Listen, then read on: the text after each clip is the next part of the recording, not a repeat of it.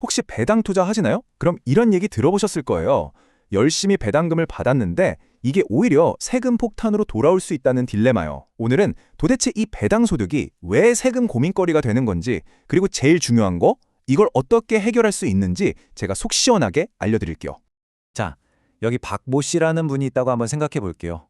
이분 매년 배당으로만 2,500만 원을 버는 꽤 성공한 투자자예요. 근데 신기하게도 연말만 되면 머리가 아프대요. 왜 그럴까요? 네, 바로 이 2,500만 원이라는 숫자, 이게 모든 세금 문제의 출발선이거든요. 아니, 잠깐만요. 돈을 버는 건데 이게 왜 문제가 되죠? 다들 그렇게 생각하실 거예요. 아주 좋은 질문입니다. 이 답을 찾으려면 우리나라의 좀 독특한 세금 제도를 들여다봐야 해요. 자, 지금부터 한번 제대로 파헤쳐 보겠습니다. 문제의 핵심은 바로 금융소득 종합과세라는 이름의 제도 때문입니다. 이게 뭐냐면요. 쉽게 말해서 여러분이 이자나 배당으로 1년에 2천만 원 넘게 벌었다? 그러면 그 2천만 원을 초과하는 금액이 여러분의 월급, 사업소득, 이런 다른 소득이랑 그냥 한 바구니에 다 담기는 거예요. 그럼 어떻게 될까요? 소득 덩어리가 확 커지니까 당연히 더 높은 세율, 즉 세금을 더 많이 내게 되는 거죠. 이 과정은 저는 세금 함정이라고 부르고 싶어요. 자, 보세요. 첫 번째 단계, 금융소득이 2천만 원을 넘는 순간 딸깍 하고 함정문이 열립니다. 두 번째, 내 배당소득이 월급이랑 스르륵 합쳐져 버려요. 그리고 마지막, 세 번째 단계. 이렇게 덩치가 커진 내 총소득 때문에 저는 훨씬 더 높은 세율 구간으로 밀려나게 되는 거죠. 빠져나오기 힘든 구조예요. 그런데요, 바로 올해부터 이 답답한 세금 함정을 피해갈 수 있는 새로운 길이 열렸습니다. 바로 고배당 기업 배당소득 분리과세라는 새로운 정책 덕분이죠. 와, 이건 정말 우리 투자자들한테는 엄청나게 중요한 선택지가 하나 더 생긴 거예요. 아니 근데 정부는 이걸 갑자기 왜 만들었을까요? 여기엔 몇 가지 큰 그림이 있어요. 첫째, 맨날 듣는 코리아 디스카운트. 이거 좀 없애보자는 거고요. 그러려면 기업들이 돈 벌면 주주들한테 배당 좀 팍팍 하라는 거죠. 당연히 우리 같은 투자자들 세금 부담 줄여줘서 주식시장으로 돈이 더 흘러들어오게 하려는 목적도 있고요. 자, 이제 진짜 하이라이트입니다. 기존의 종합과세 방식과 새로운 분리과세 방식, 이 둘을 한번 제대로 맞붙여 보겠습니다. 과연 내 지갑에 실제로 어떤 영향을 미치는지 숫자로 직접 확인해 보시죠.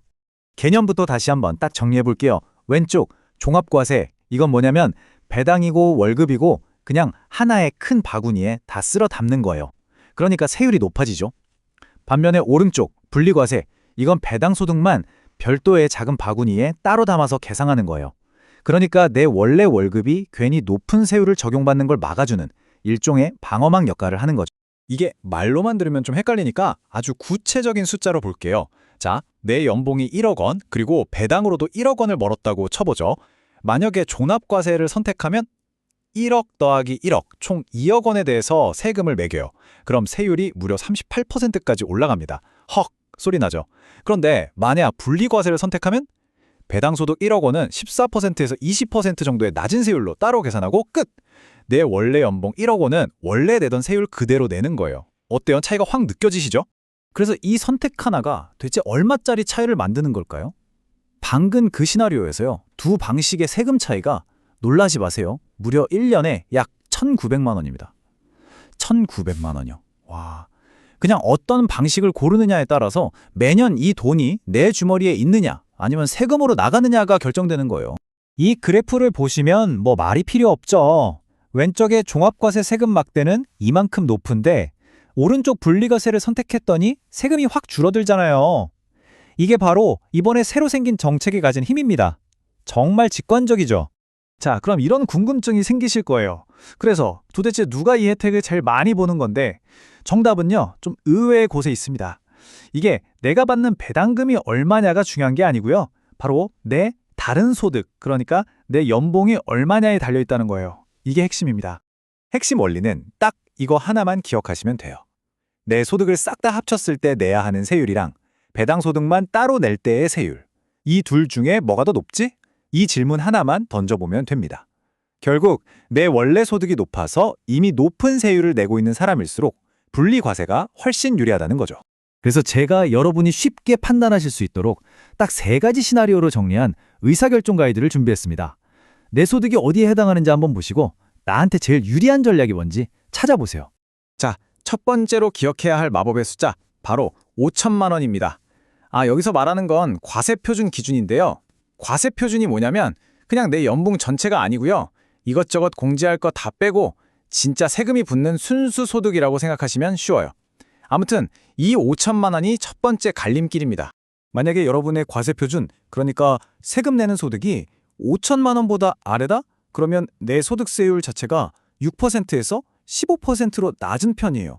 이럴 땐 굳이 분리과세 할 필요 없이 그냥 예전처럼 배당 소득을 합치는 종합과세가 오히려 더 나을 수도 있어요. 자, 이제 두 번째 마법의 숫자입니다. 8,800만 원. 과세 표준이 이 숫자를 넘어가는 순간부터는요, 세율이 껑충 뛰면서 판이 완전히 달라집니다. 특히 소득이 높은 분들한테는 이 8,800만 원이 분리과세 혜택이 폭발하는 아주 중요한 변곡점이 되는 거죠. 자, 이 표 하나면 모든 게 정리됩니다. 여러분의 과세 표준이 어디에 있는지 한번 찾아보세요. 5천만 원 미만이다? 그럼 종합과세 쪽을 생각해 보시고요. 5천만 원에서 8,800만 원 사이다. 이때부터는 세율이 24%로 점프하니까 슬슬 분리과세가 더 좋아지기 시작해요. 그리고 8,800만 원을 넘는다. 그럼 고민할 필요도 없습니다. 세율이 35% 이상으로 확 올라가기 때문에 무조건 분리과세가 정답입니다. 자, 그럼 오늘 내용의 핵심만 딱딱 짚어드리고요. 앞으로 우리가 어떤 전략을 세워야 할지 이야기하면서 마무리할게요. 왜냐면 이게 시간이 정해져 있거든요. 아주 중요합니다. 오늘 내용 딱 3가지만 기억하세요. 첫째, 분리과세라는 새로운 선택지는 내 세금을 확 줄여줄 수 있는 히든카드다. 둘째, 뭐가 유리한지는 배당금이 아니라 내 원래 연봉이 결정한다. 그리고 마지막, 이게 제일 중요한데요. 이 제도는 평생 가는 게 아니라 2028년 12월 31일까지만 운영되는 한정판이라는 겁니다. 그러니까 이 기회를 잡을 수 있는 시간이 얼마 안 남았다는 거죠. 자, 이제 우리 앞에 한시적인 아주 특별한 절세 기회가 놓였습니다. 여러분은 이 남은 시간에 여러분의 투자 전략에 어떻게 녹여내실 건가요? 오늘 제가 정리해드린 내용이 여러분의 현명한 선택에 꼭 도움이 되었으면 좋겠습니다.